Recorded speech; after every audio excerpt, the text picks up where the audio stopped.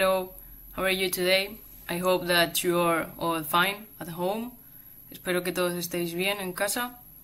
En el vídeo de hoy no vamos a hablar sobre gramática como en los anteriores, sino que después os voy a dejar un enlace que podremos utilizar para practicar el listening y el reading. Os dejaré después un enlace para que lo podáis ver. Y está relacionado, si os acordáis, vimos los condicionales. En este caso os he seleccionado este listening para que podáis practicar el second conditional, que si os acordáis era utilizado para hablar sobre situaciones irreales en el presente o en el futuro. Os voy a dejar ahora un resumen sobre lo que hablamos del second conditional y después os hablaré sobre el enlace que os he comentado del listening. So, like I said before, today we're going to talk about the second and third conditional. We have here the second conditional.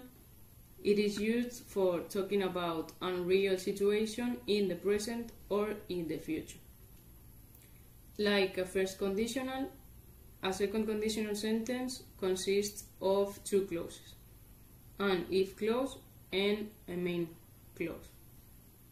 For example, if I had $1 million, I would buy a new house.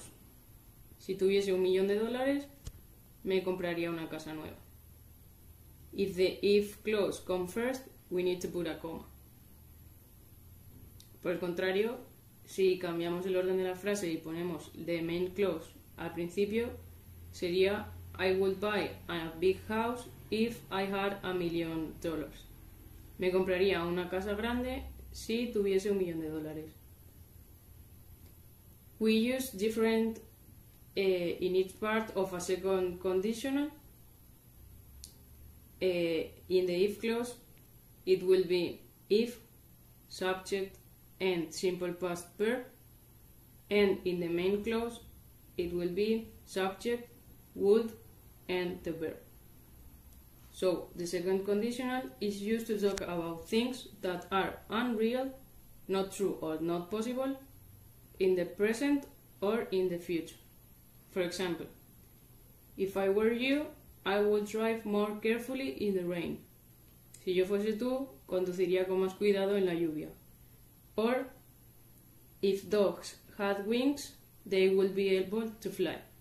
Si los perros tuvieran alas, ellos serían capaces de volar. Ahora que hemos visto el resumen del second conditional y hemos visto su estructura, cómo se utiliza y los verbos que se usan, os voy a dejar el enlace para que podáis primero leer el texto y después escuchar el listening en el que se utiliza el second conditional y lo podáis buscar en el texto. Aquí tenéis el enlace que os he dejado. Si le presionáis aquí, Audio Download, podéis descargar el audio. Yo os recomiendo que lo abráis en otra página y que mientras lo escuchéis lo vayáis leyendo. Pero primero os diría que leyeseis este texto para que después lo podáis seguir mejor. Como os he dicho, este texto trata sobre el second conditional también. Ahí está utilizado. Se titula If I Were Mayor, si yo fuese alcalde. Como podemos leer, por ejemplo, if I were mayor in my city, the first thing I would do is pedestrianize the main shopping streets and also the old part town. En esa primera frase ya podemos ver cómo se utiliza el second conditional. Si yo fuese el alcalde de mi ciudad, la primera cosa que haría es peatonalizar la calle de las compras y la parte antigua de la ciudad, por ejemplo.